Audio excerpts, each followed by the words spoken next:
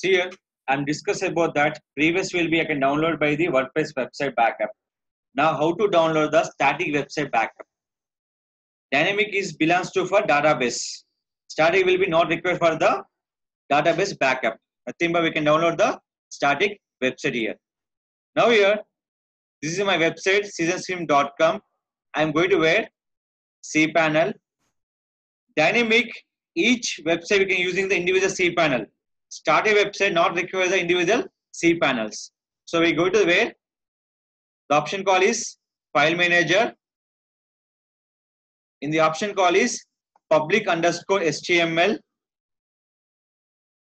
Any website same options. So what the website name is seasonstream.com. Now you can check here website name. What the name is seasonstream.com. Right click. What is that?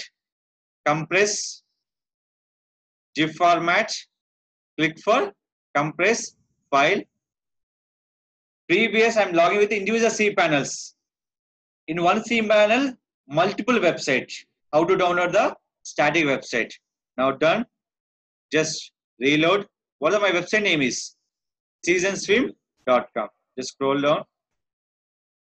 Now you can check here. When? Today, 1:17 p.m.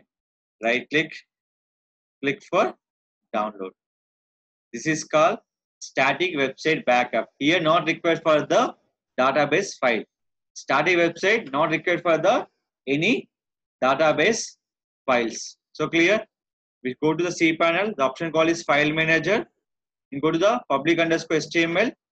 Select any website which is you have download. Right click. Compress. After compress, right click. Option call is download. This is called download for static website. Dynamic along with content and database.